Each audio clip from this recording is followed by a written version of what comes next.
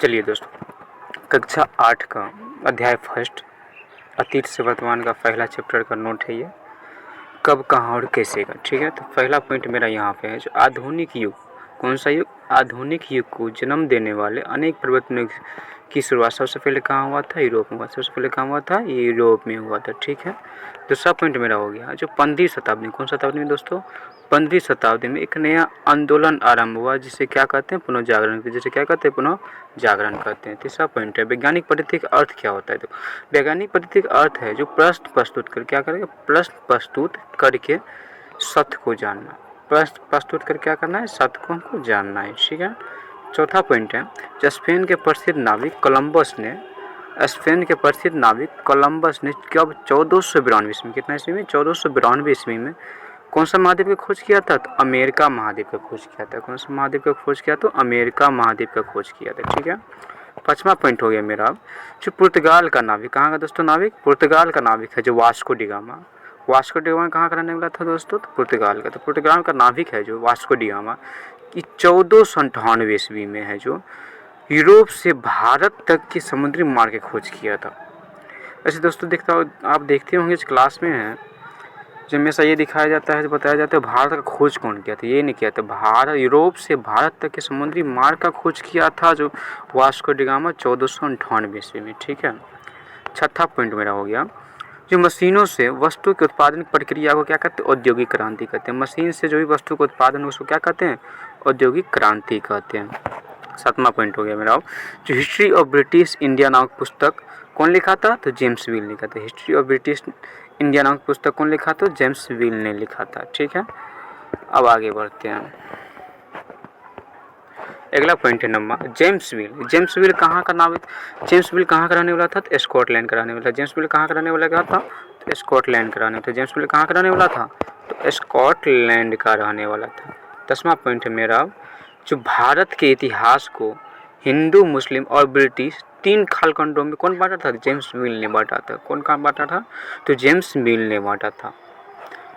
11वां point है जो इतिहास को जानने के लिए जिन स्रोतों या साधनों का प्रयोग करते हैं उसे ऐतिहासिक स्रोत कहते हैं। ऐतिहासिक स्रोत किसको कहते हैं दोस्तों? तो इतिहास को जानने के लिए, किसको जानने के लिए? तो इतिहास को जानने के लिए जिन स्रोतों या साधनों का प्रयोग करते हैं उसे ऐतिहासिक स्रोत कहते हैं। इतिहास को जानने के लिए जिन स्रोतों या साधनों का प्रयोग करते हैं उसे क्या कहते हैं? ऐतिहासिक स्रोत कहते हैं। 11वां पॉइंट है जो अपने देश की राजधानी दिल्ली में, कहाँ? अपना देश की राजधानी दिल्ली में है जो राष्ट्रीय अभिलेखागार है, नेहरू स्मारक पुस्तकालय है और पटना में स्थित सच्चिदानंद पुस्तकालय है। ठीक है, और बिहार राज्य अभिलेखागार भी है। 13 पॉइंट हो गया जो मुगल साम्राज्य, कौन साम्राज्य? मुगल सम्राट का अंतिम बादशाह कौन था? तो बहादुर शाह द्वितीय था। कौन था? बहादुर शाह द्वितीय था। मुगल सम्राट का अंतिम बादशाह कौन था? तो बहादुर शाह द्वितीय था। 14 पॉइंट है जो भारतीय उपमहाद्वीप, कौन सा महाद्वीप? हम सब कौन सा महाद्वीप में रहते हैं? एशिया महाद्वीप में। एशिया में भारत भी है, तो उसमें जो भारतीय उपमहाद्वीप में आधुनिक भारत, बांग्लादेश, नेपाल, पाकिस्तान, भूटान और मालदीव है। कौन कौन है? आधुनिक भारत है जिसमें हम सब अभी निवास करते रहते हैं। भारत, पाकिस्तान, नेपाल, भूटान और मालदीव सम्मिलित है। ठीक है, 15वां पॉइंट है 15 जो म्यांमार का पहला नाम क्या था? म्यांमार का बर्मा, श्रीलंका का सिलोन और है जो 1935 के सियाही साम्राज्य क्या थे? अभिन्न अंग थे। 16वां पॉइंट है 20वीं शताब्दी। कौन शताब्दी? 20वीं शताब्दी में जो 20वीं शताब्दी में था, जो 20वीं शताब्दी के आरंभ में बिहार में उड़ीसा बंगाल प्रांत के अंग थे। किसके प्रांत के? बिहार उड़ीसा कौन से प्रांत के अंग थे? तो बंगाल के। ठीक है, कौन शताब्दी में? 20वीं शताब्दी में। 17वां पॉइंट है जो 1912 ईस्वी में, कितना ईस्वी में? 1912 ईस्वी में बिहार एवं उड़ीसा, कौन? बिहार एवं उड़ीसा है जो बंगाल से अलग हो गया।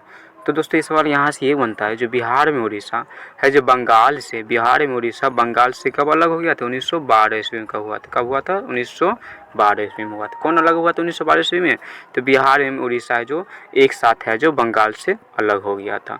18वां पॉइंट है जो 1936 में, कितना ईस्वी में? 1936 में उड़ीसा को बिहार से अलग कर दिया। उड़ीसा को बिहार से अलग कब किया गया? तो 1936 में अलग किया गया। कब किया गया? 1936 में। 1936 में किससे कौन अलग हो गया? उड़ीसा है जो बिहार से अलग कर दिया गया था।